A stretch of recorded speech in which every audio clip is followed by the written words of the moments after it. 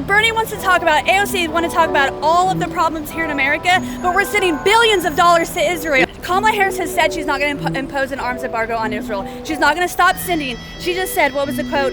She has an unwavering commitment to the security of Israel. My commitment to the security of Israel is unwavering.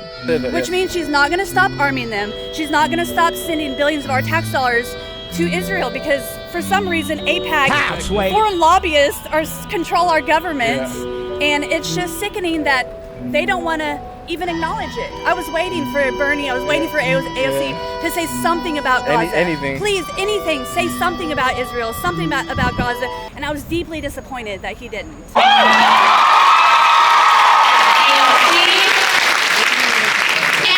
I want to talk to you all a little bit about why being here at Texas State specifically is so important. I think there's far too many people that are eager to hear a genocide denier speak.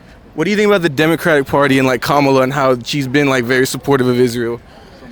I think it's a warmongering party, and it's the duty of every person with a conscience to oppose it. What do you think about the election this year? Honestly, I'm just so torn. I don't know what to do. I don't want Donald Trump to win. Obviously, I don't want Donald Trump to win. The two-party system is broken.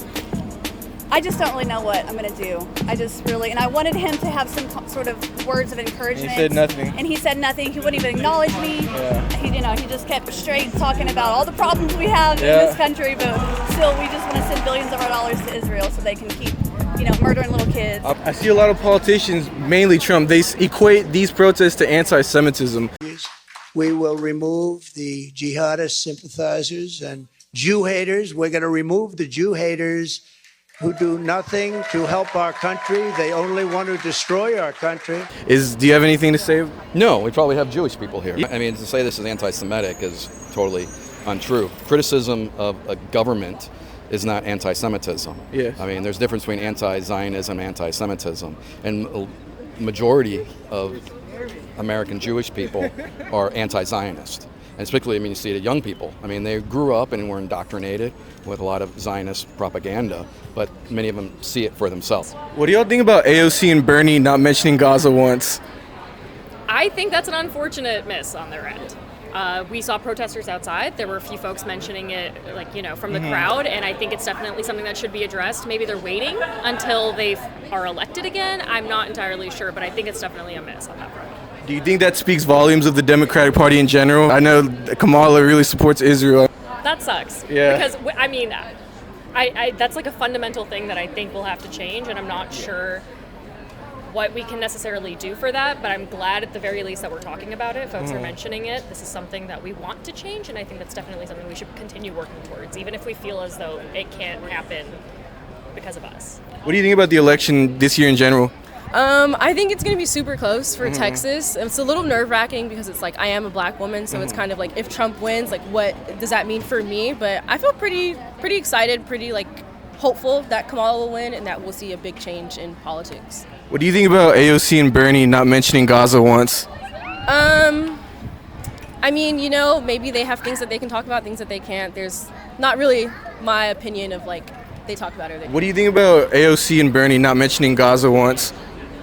I think it's unacceptable. I'm not surprised. I feel like a lot of Democrats dance around the issue and just say there's going to be a ceasefire, it's in the works, but they've been saying that for a year now, and there's still an ongoing genocide where 40,000 innocent Palestinian people have been murdered, and that's the death toll, but we don't know how many people have died from malnourishment, how many people are still under the rubble, unaccounted for deaths, and I think the death toll is way higher than that, and it's unacceptable. So after sitting through the speeches and watching two of the biggest politicians in the entire world omit the topic of Palestine and Israel completely, an issue that has become one of the biggest talking points online and on college campuses, with Democrats leading a majority of it, I found it very interesting to say the least.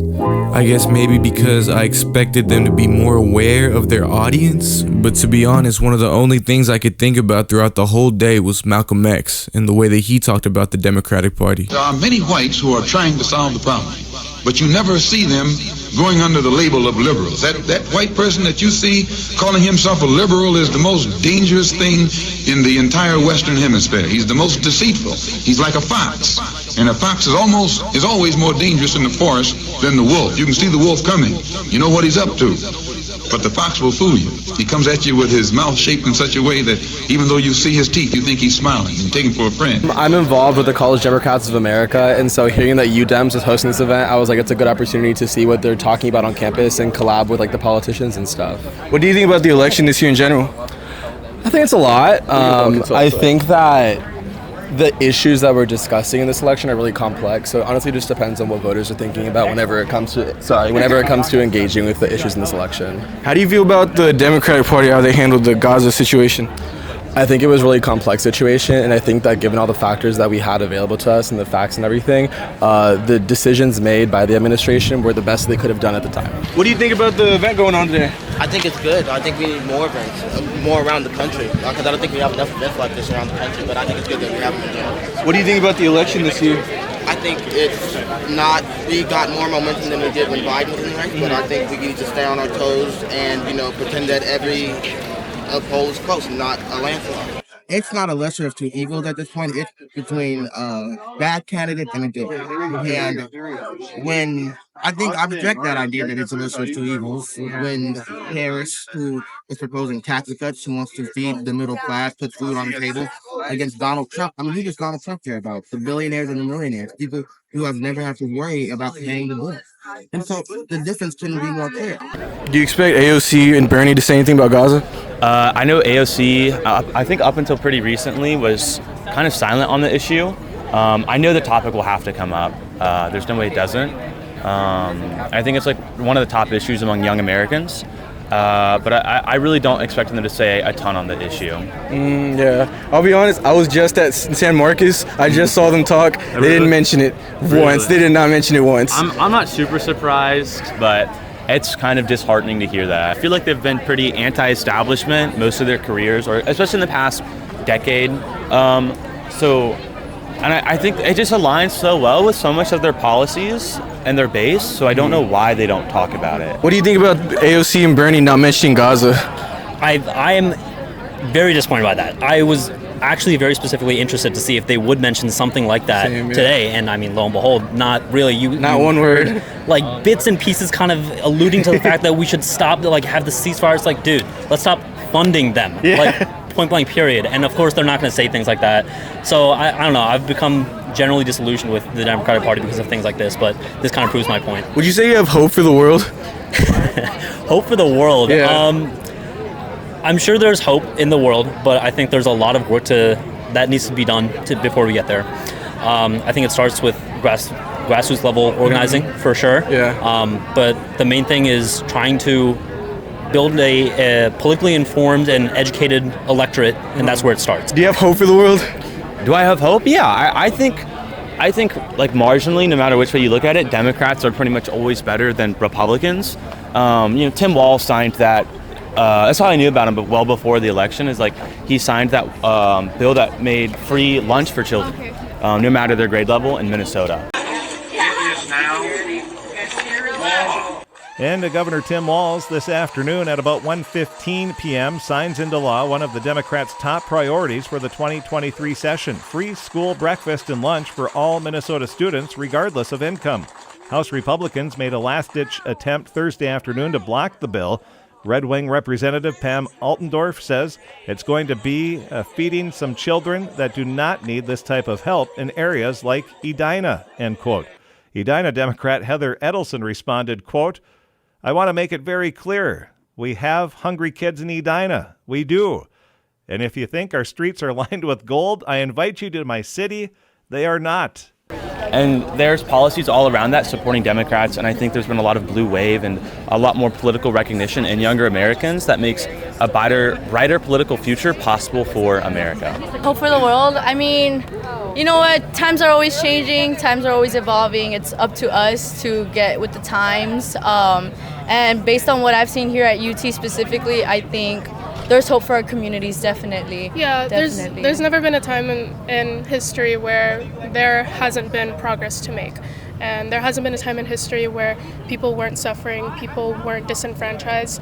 And so we're still in that place in time. We're still in a place where we still need to make progress. And we've seen progress happen in history, so there's no reason why we can't see progress happen again. So after all this, I can definitely say I've lost all hope in both political parties. The fact that there's so much evidence of a very obvious genocide happening in Gaza truly makes it infuriating to see so many supporters express their gratitude of a political party that has been historically incompetent when it comes to supporting the people that support them. Going back to what Malcolm said, they've been down there 4 years, and all other legislation they wanted to bring up, they brought it up and gotten it out of the way, and now they bring up you. And now they bring up you. You put them first and they put you last, because you're a chump. Anytime you throw your weight behind a political party that controls 2/3 of the government, and that party can't keep the promise that it made to you during election time, and you're dumb enough to walk around continuing to identify yourself with that party, you're not only a chump, but you're a traitor to your race. the reason I'm making this video is because I was a lifelong Democrat until this year. I'm a child of immigrants, and I actually don't think Kamala Harris is so great. I didn't think Biden was that great either in 2020, but at the time, I was just a young 20-year-old kid that was so against Donald Trump that I felt as if choosing the lesser of two evils for the better of humanity was the right decision. But looking back on the past 4 years, I'm not exactly sure how to feel about that choice. And looking at the options now, I find it impossible to choose between two Zionists who do not put America first. And really, to put it simply, I will feel better in 20 years looking back at this event knowing I didn't play a part in destroying my country. That is why I will not be voting in this election. However, if you choose to do so, I understand.